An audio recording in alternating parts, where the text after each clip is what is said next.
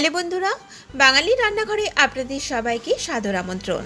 আজ আমি আপনাদের সাথে ভীষণই সুস্বাদু একটি নিরামিষ রেসিপি নিয়ে হাজির হয়েছি। আজ আমি বানাচ্ছি নিরামিষ ঝিঙে বাহার। এটা বানানো খুবই সহজ আর এটা গরম ভাতের সাথে অপূর্ব খেতে লাগে।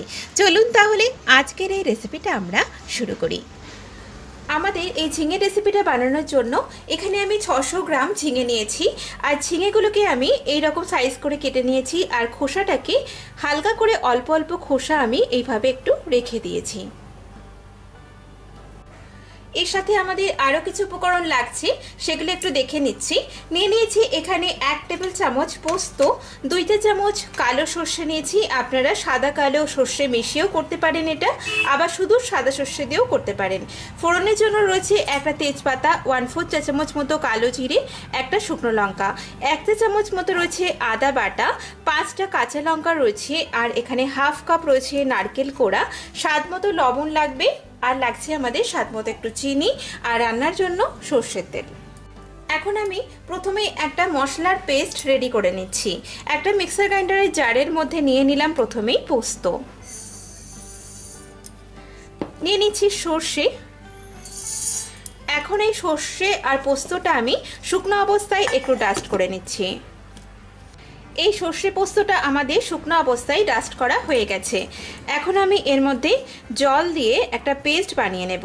ঠিক এইরকমভাবে সর্ষে পোস্ত পেস্ট করলে কিন্তু খুব সুন্দরভাবে এটা খুব সহজেই পেস্ট হয়ে যায়। দিয়ে দিচ্ছি এর মধ্যে 2টো কাঁচা লঙ্কা আর 1 টেবিল চামচ মতো জল দিলাম। এখন একটা স্মুথ পেস্ট আমি রেডি করে নিচ্ছি।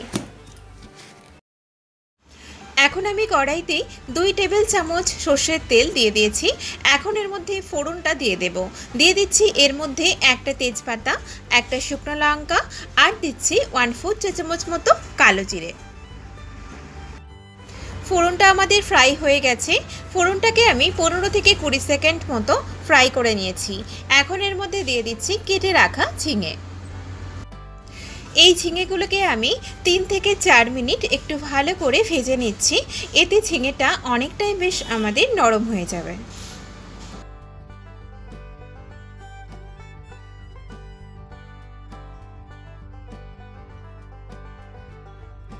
ঝিঙেটা আমাদের কিছুটা ভাজা হয়ে গেছে। এখন আমি এই ঝিঙের মধ্যে দিয়ে দিচ্ছি স্বাদ মতো একটু লবণ, আর দিচ্ছি খুব অল্প পরিমাণে 1/4 চা চামচ মতো একটু হলুদ গুঁড়ো।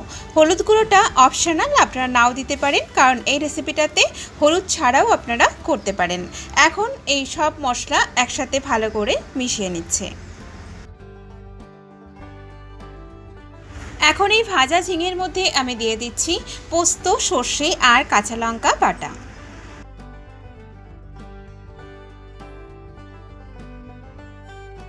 সর্ষে পোস্ত বাটাটা আমি ঝিঙের সাথে মিশিয়ে নিচ্ছি।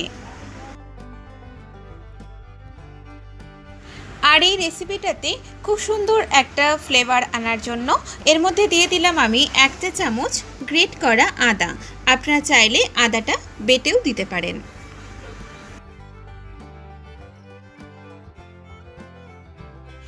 এখন দিয়ে দিচ্ছি এর মধ্যে 1/2 কাপ নারকেল কোড়া।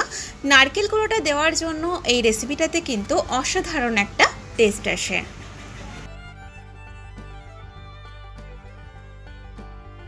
সব উপকরণের সাথে এই নারকেল কোড়াটা আমি ভালো করে মিশিয়ে নিচ্ছি।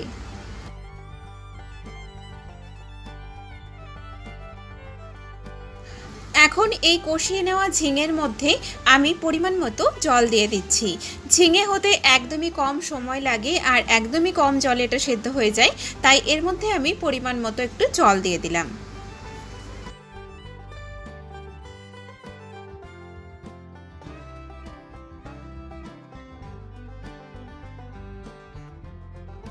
দিয়ে দিচ্ছি এর মধ্যে 3টে চেরা কাঁচা লঙ্কা। ঝালের পরিমাণটা আপনারা নিজেদের স্বাদ মতো দেবেন। আর দিচ্ছি 1/2 চা চামচ চিনি।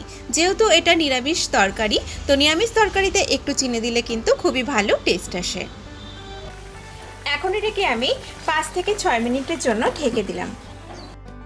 প্রায় 5-6 মিনিট হয়ে গেছে। এই তরকারিটা আমাদের পুরোপুরি তৈরি হয়ে এসেছে। আর এখন আমি নামানোর আগে এর মধ্যে দিয়ে দিচ্ছি 2 চা চামচ কাঁচা সর্ষের তেল।